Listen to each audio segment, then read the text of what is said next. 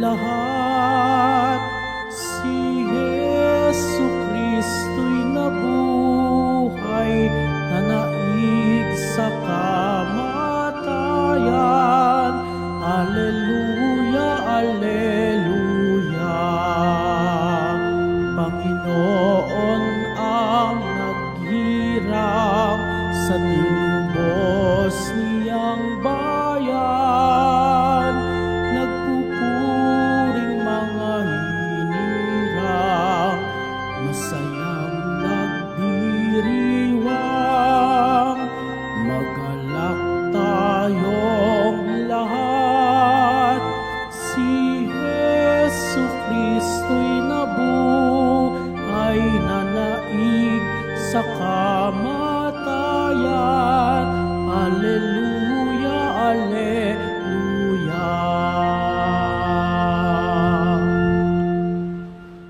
Sa ngalan ng Ama, ng Anak at ng Espiritu Santo, Amen. sumainyo ang Panginoon. At sumaiyo rin. Mga kapatid, aminin natin ang ating mga kasalanan upang tayo ay maging marapat gumanap sa banal na pagdiriwang.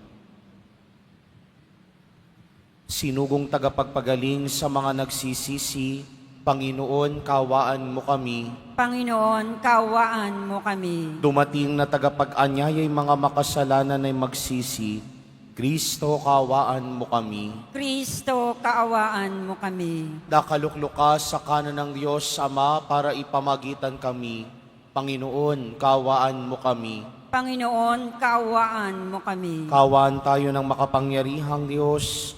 Patawarin tayo sa ating mga kasalanan at patnubayan tayo sa buhay na walang hanggan. Amen. Manalangin tayo. Ama naming makapangyarihan, sa iyong mga isinilang sa tubig at Espiritu Santo, ang pinto ng langit ay binuksan mo. Dagdagan mo pa ang buhay na iyong bigay sa amin, upang sa mga dinalisay mo sa pagkamasuwayin ay hindi mahadlang ang kamtin ang iyong paggiliw. Sa pamamagitan ni Jesucristo, kasama ng Espiritu Santo, magpa sa walang hanggan. Amen. Magsiupo muna po ang lahat. Pagbasa mula sa mga gawa ng mga apostol. Noong mga araw na iyon, sinabi ni Esteban sa mga tao, sa matatanda at sa mga eskriba, napakatigas ng ulo ninyo. Di pa nagbabago ang inyong kalooban. Ayaw ninyong dinggin ang katotohanan. Kung ano ang ginawa ng inyong mga magulang, iyon din ang ginawa ninyo. Lumalaban kayong lagi sa Espiritu Santo. Sinong propeta ang hindi pinag-usig ng inyong mga ninuno? Pinatay nila ang mga humula sa pagparito ng matuwid na inyo namang ipinagkanulo at ipinapatay. Tumanggap kayo ng kautosang ibinigay ng Diyos sa pamamagitan ng mga anghel, ngunit hindi ninyo tinatalima iyon. Nang marinig ito ng mga bumubuo ng Sanedrin, sila'y naggalit dahil sa matinding galit kay Esteban. Ngunit si Esteban, na puspos ng Espiritu Santo, ay tumingin sa langit at nakita ang maningning na liwanag sa paligid ng Diyos at si Jesus na nasa kanyang kanan. Bukas ang kalangitan, sabi niya, at nakikita ko ang anak ng tao na nasa kanan ng Diyos. Tinakpan nila ang kanilang tainga at nagsigawan. Pagkatapos, sabay-sabay silang dumaluhong sa kanya. Kinaladkad nila si Esteban hanggang sa labas ng lungsod upang batuhin.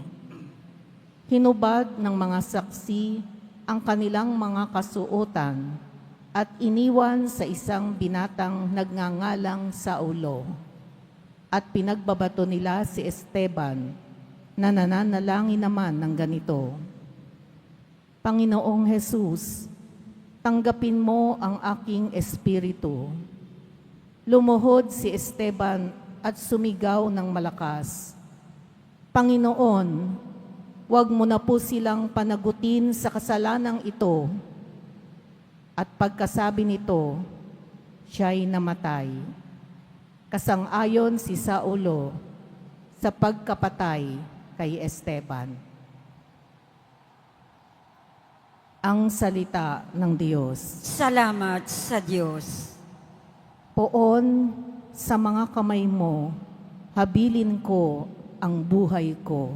Poon sa mga kamay mo, habilin ko ang buhay ko. Tanging kublihan ko, ako ay ingatan, tagapagtanggol ko't aking kaligtasan. Tagapagtanggol ko at aking kanlungan, ayon sa sabi mo, ako'y patnubayan. Poon sa mga kamay mo, habilin ko ang buhay ko. Sa mga kamay mo, habilin ko'y buhay ko, tagapagligtas kong tapat at totoo. Ikaw poon, aking pinananaligan, magbubunyi ako, magsasayang tuday sa iyong pag-ibig na walang katapusan. Poon sa mga kamay mo, habilin ko ang buhay ko. Itong iyong lingkod, sana ay lingapin.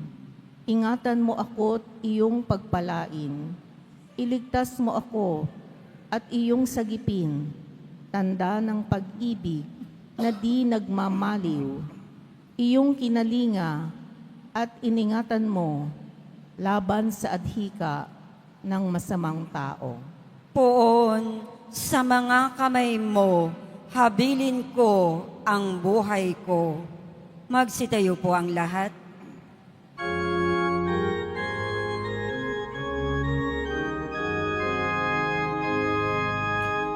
Hallelujah, hallelujah, hallelujah, hallelujah.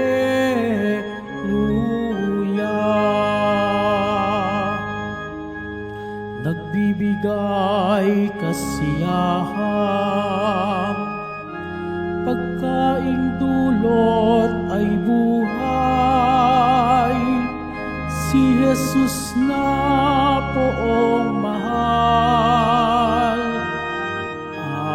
Hallelujah, hallelujah, hallelujah, hallelujah.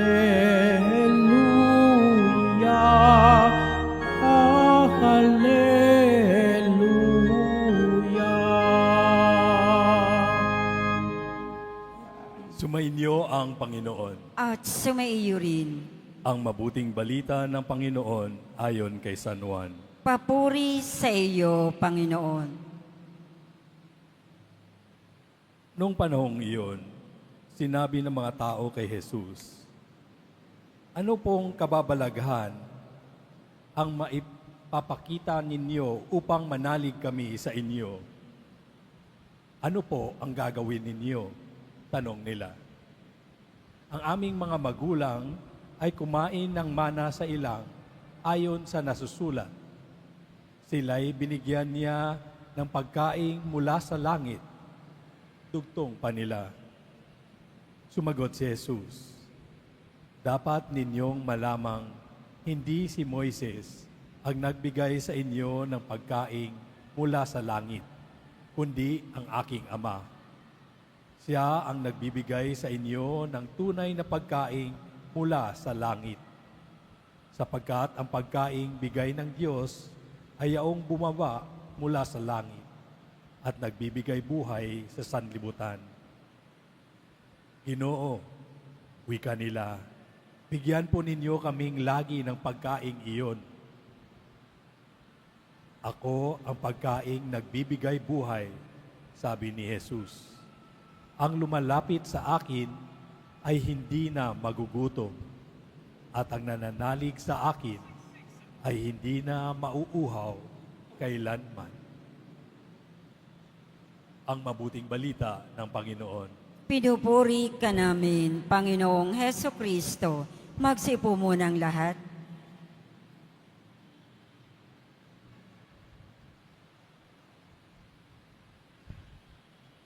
Magandang umaga po sa inyong lahat. Ang mga pagbasa natin itong mga nagdaang araw ay pumapatungkol sa mga diskurso patungkol kay Jesus bilang tinapay ng buhay, Bread of Life Discourses. At ito ang nilalaman ng talata mula sa Ebanghelyo ni San Juan, chapter 6, 7, at ilang bahagi ng chapter 8. Pero ano ba ang lalim? Ano ba ang saysay ng mga diskursong ito? Tandaan natin, nagkatawang-tao ang Diyos sa pamamagitan ni Jesus para tubusin, para hanguin, para iligtas tayo mula sa kamatayan at pagkalooban tayo ng panibagong buhay. Buhay na kahit kailanman di na magwawakas. Kaya nga doon sa pagdiriwang ng huling hapunan, tinatag ni Jesus ang pagdiriwang ng Eukaristiya, ang pagdiriwang ng banal na misa, bilang paalaala ng pagpapatuloy na pagliligtas at pagtubos ng Diyos sa ating mga makakasalanan. Kaya nga ang isang magandang definisyon ng salitang Eukaristiya ay ito: the Eucharist is the source and summit of Christian life. Ang pagdiriwang ng banal na Eukaristiya ng buhay nating mga Kristiyano. Ibig sabihin, kung hindi tayo nakakiisa, kung hindi tayo nakatatanggap ng Eukaristiya, walang saysay ang pagiging Kristiyano. Kaya lagi ko nga sinasabi minsan, hindi sapat na nagsisimba ka lang. Hindi pwedeng spectator ka lang.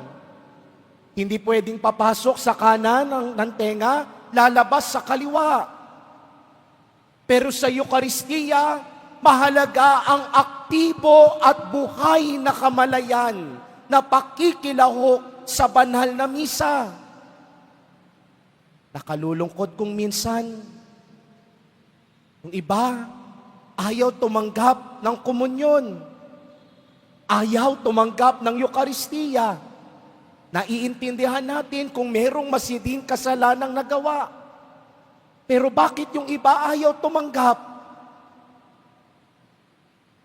At tandaan natin, ang Eukaristiya ang siyang bukal at pinagmumulan ng buhay nating mga Kristiyano.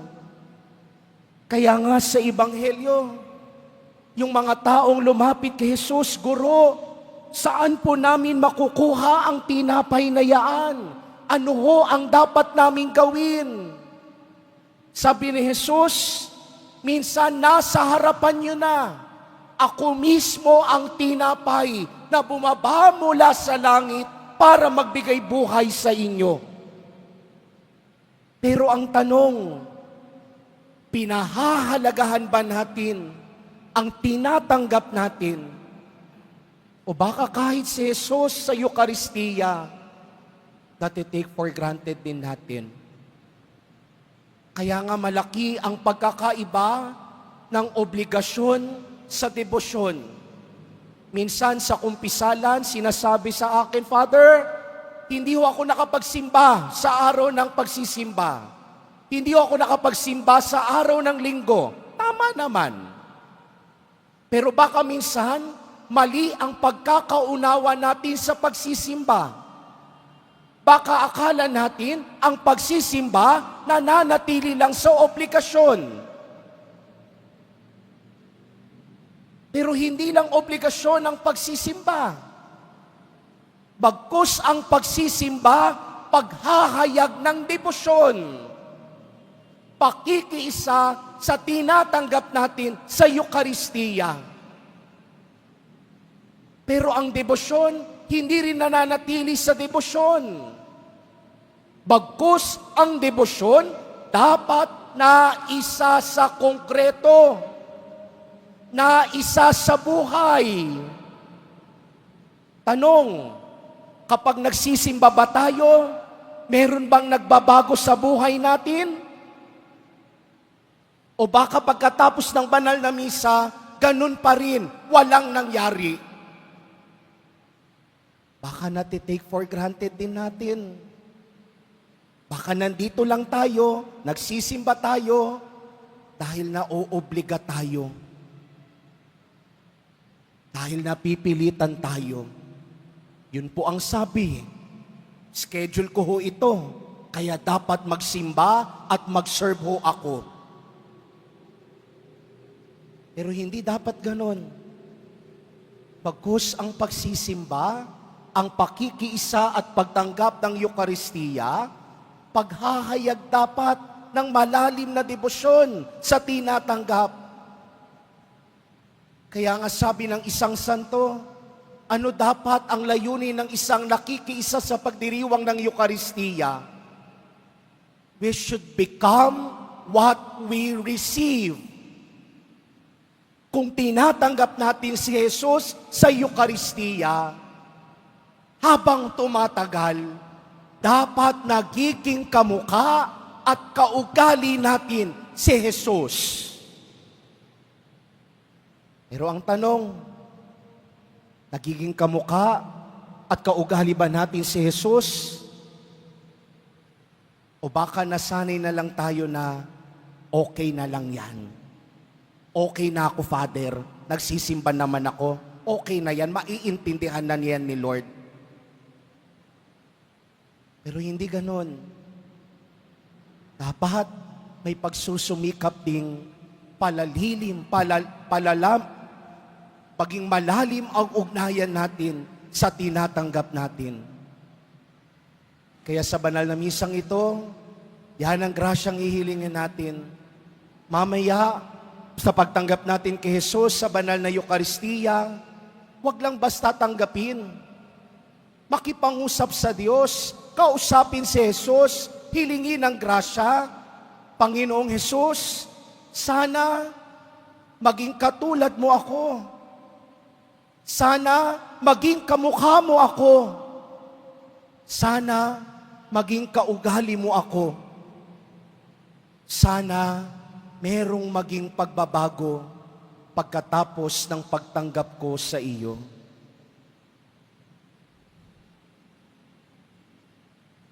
Magsitayo po ang lahat.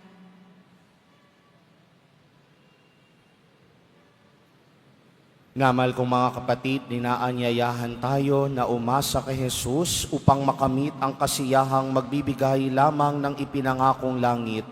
Sa bawat panalangin ang ating itutugon, Jesus, tugunan mo ang lahat ng aming gutom at uhaw. Jesus, tugunan mong lahat ang aming mga gutom at uhaw. Ang simbahan naway magsikap na maihatid ang pag-ibig ni Jesus sa lahat ng taong nagugutom sa tinapay ng buhay. Manalangin tayo. Jesus, tugunan mo ang lahat ng aming gutom at uhaw. At tinawang maunawaan na ang presensya ni Kristo sa Eukaristiya ay isang palagiang pagtawag sa atin upang ibahagi ang ating buhay sa lahat ng ating nakakadaupang palad. Manalangin tayo. Jesus, tugunan mo ang lahat ng aming gutom at uhaw. Ang mga nagtitiis ng gutom at pagkauhaw, naway matugunan ni Jesus na siyang ating tinapay. Manalangin tayo. Jesus, tugunan mo ang lahat ng aming gutom at uhaw. Ang mga may sakit naway makakuha ng lakas sa pagtanggap sa Eukaristiya. Manalangin tayo. Jesus, tugunan mo ang lahat ng aming gutom at uhaw. Ang mga pinalakas ng Eukaristiya sa buhay na ito, naway muling buhayin sa huling araw. Manalangin tayo. Jesus, tugunan mo ang lahat ng aming gutom at uhaw. Ama naming nasa langit, isinugo mo mula sa langit ang iyong anak upang maging pagkain ng aming kaluluwa at takayin kami patungo sa iyo. Marapatin mo na sa pamamagitan ng aming pananampalataya kay Jesus na tinapay ng buhay, kami ay laging makasama sa iyo. Niling namin ito sa pamamagitan ni Kristo na aming Panginoon. Amen. Magsipo muna ang lahat.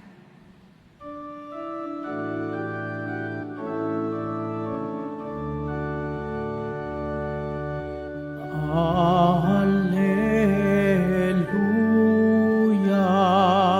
Hallelujah,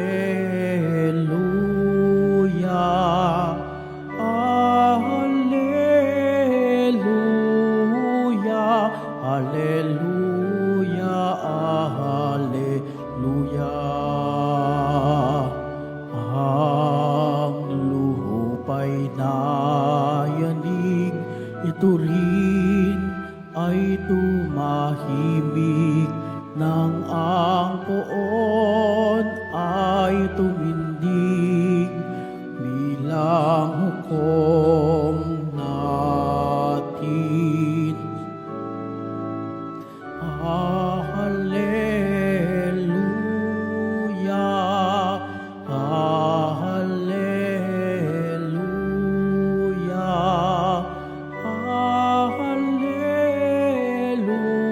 Hallelujah, Hallelujah, Hallelujah. Magsitayo po ang lahat. Manalangin kayo mga kapatid upang paghahain natin ay kalugdan ng Diyos amang makapangyarihan. Tanggapin nawa ng Panginoon itong paghahain sa iyong mga kamay, sa kapurihan niya at karangalan, sa ating kapakinabangan at sa buong sambayanan niyang banal. Ama naming lumikha, tanggapin mo ang mga alay na iyong sambayanang natutuwa, ang pagkabuhay ng iyong anak na nilob mong aming ikatuwa ngayon, ay papagbungahin mo ng galak na manatili sa amin habang panahon.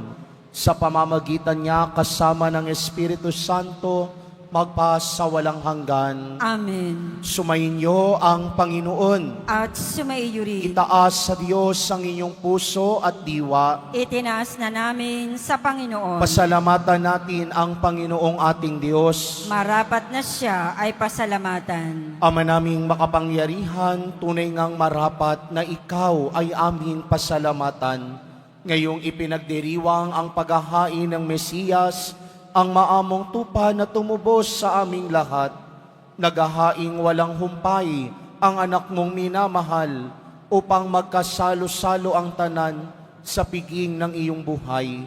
Hindi na mamamatay ang inihain sa krus, ang sa krus ipinakoy buhay lagi bilang handog. Kaya kaysa ng mga anghel na nagsisiawit ng papuri sa iyo nang walang humpay sa kalangitan, kami nagbubunyi sa iyong kadakilaan. Santo, Santo, Santo, Panginoong Diyos na mga hukbo, napupuno ang langit at lupa ng kadakilaan mo, o sana sa kaitaasan. Pinagpala ang naparirito sa ngalan ng Panginoon, o sana sa kaitaasan. Magsilod po ang lahat. Ama naming banal, ikaw ang bukal ng tanang kabanalan, kaya't sa pamamagitan ng iyong Espiritu, gawin mong banal ang mga kaloob na ito upang para sa amin maging katawan at dugo ng aming Panginoong Hesukristo. Bago niya pinagtiis ang kusang loob na maging handog, hinawakan niya ang tinapay, pinasalamatan kaniya, pinaghati-hati niya iyon, iniabot sa kanyang mga alagad at sinabi, tanggapin ninyong lahat ito at kanin. Ito ang aking katawan na ihahandog para sa inyo.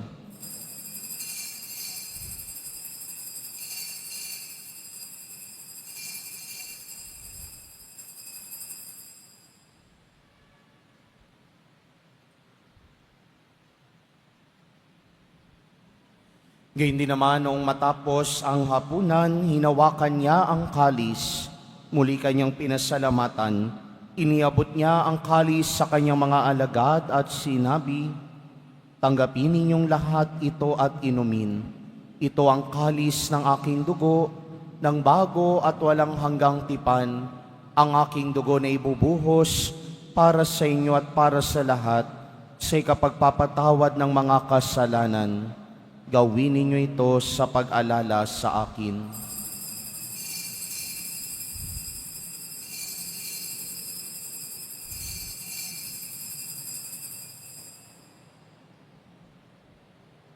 Magsitayo po ang lahat.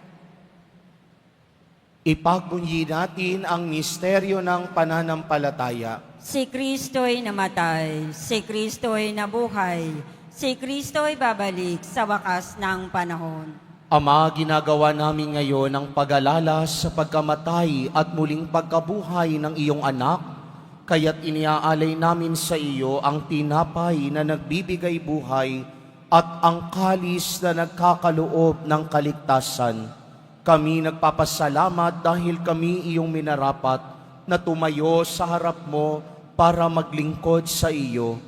Isinasamo namin kaming magsasalo-salo sa katawan at dugo ni Kristo ay mabuklod sa pagkakaisa sa pamamagitan ng Espiritu Santo. Ama, lingapin mo ang iyong simbahang laganap sa buong daigdig. Puspusin mo kami sa pag-ibig, kaisa ni Jose na aming obispo at ng tanang kaparian. Alalahanin mo rin ang mga kapatid naming nahimlay na may pag-asang sila'y muling mabubuhay, gayon din ang lahat ng mga pumanaw.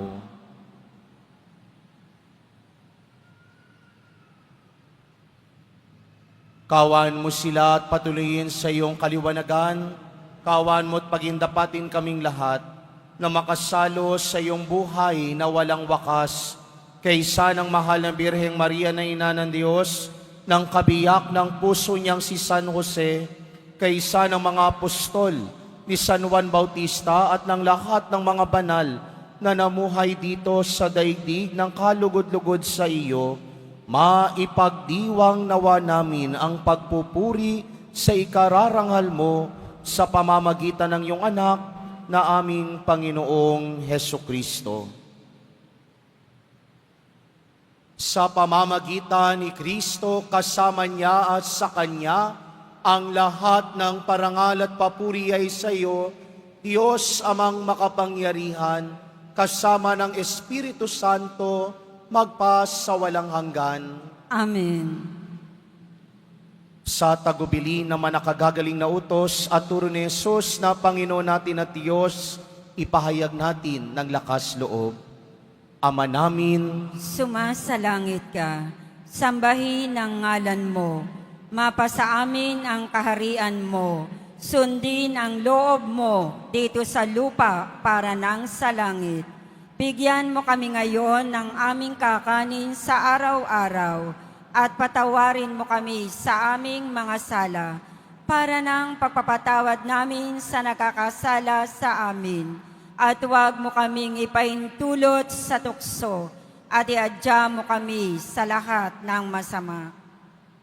niling namin kaming adya sa lahat ng masama, pagkalooban ng kapayapaan araw-araw, iligtas sa kasalanan at ilayo sa lahat ng kapahamakan, samantalang aming pinananabikan ng dakilang araw ng pagpapahayag ng tagapagligtas namin si Hesukristo. Sapagkat iyo ang kaharian, at ang kapangyarihan, at ang kapurihan, magpakailanman. Amen. Panginoong Hesukristo, sinabi mo sa iyong mga apostol, kapayapaan ang iniiwan ko sa inyo, ang aking kapayapaan ang ibinibigay ko sa inyo.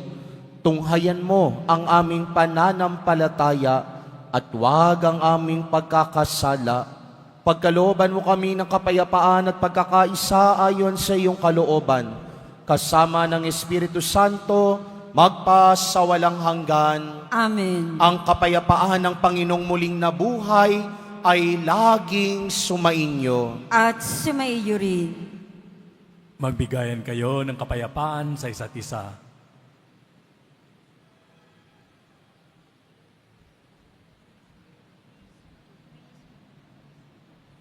Kordero ng Diyos na nag-aalis ng mga kasalanan ng sanlibutan, maawa ka sa amin. Kordero ng Diyos na nag-aalis ng mga kasalanan ng sanlibutan, maawa ka sa amin. Kordero ng Diyos na nag-aalis ng mga kasalanan ng sanlibutan, ipagkaloob mo sa amin ang kapayapaan. Magsilod po ang lahat.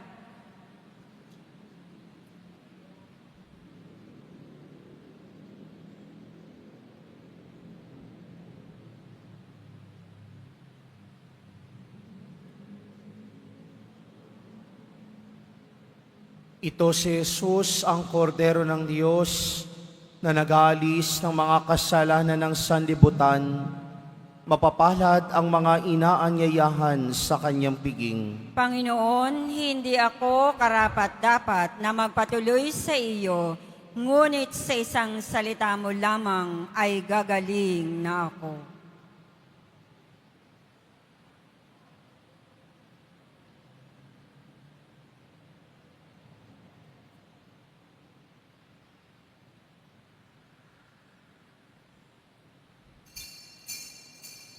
Para sa lahat ng tatanggap ng banal na komunyon, sasagot po tayo ng amen.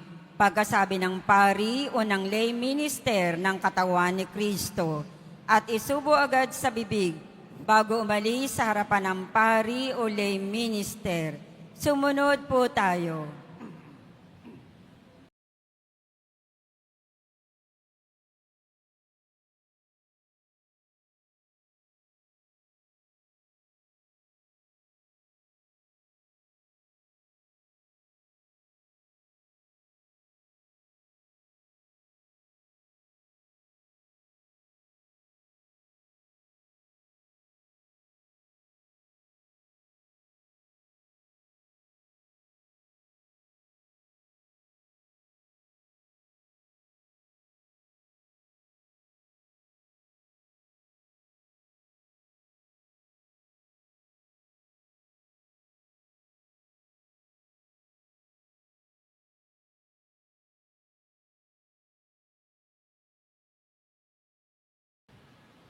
Manalangin tayo.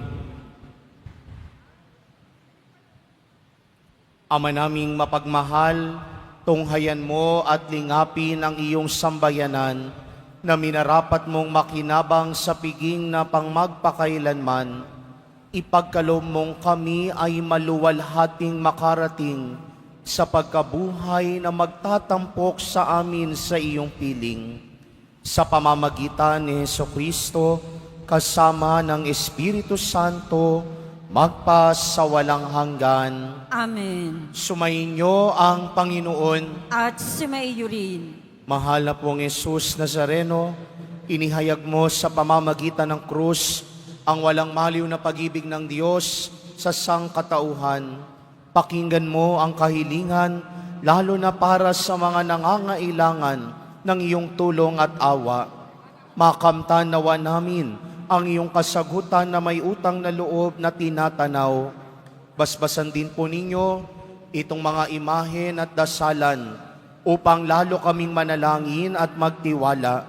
Sa pamamagitan ng bendisyon na ito, naway lalo kaming maging mapaglingkod, masunurin at tapat sa iyo, naming maluwalhating Panginoon, magpa sa walang hanggan. Amen. At pagpalain at pag-ingatan kayo lagi ng makapangyarihang Diyos, Ama, Anak, at Espiritu Santo. Amen. Naialay na ang banal na misa, pumayo kayong taglay ang pag-ibig at kapayapaan ng Pong Jesus Nazareno. Salamat sa Diyos.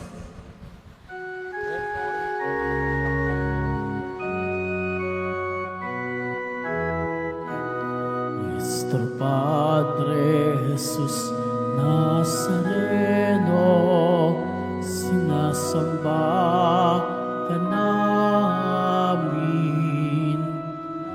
pinipinto ka namin, aral mo ang aming buhay at kaligtasan. Nuestro Padre Jesus Nazareno, iligtas mo kami sa kasalanan. Ang krus mong kinamatayan ay sagisag ng aming kaligtasan. Nuestro Padre Jesus Nazareno, dinarangal ka namin. Nuestro Padre Jesus Nazareno, niluluwalhati ka namin. Nuestro Padre Jesus Nazareno, dinarangal ka namin. Nuestro Padre Jesus Nazareno, niluluwalhati ka namin.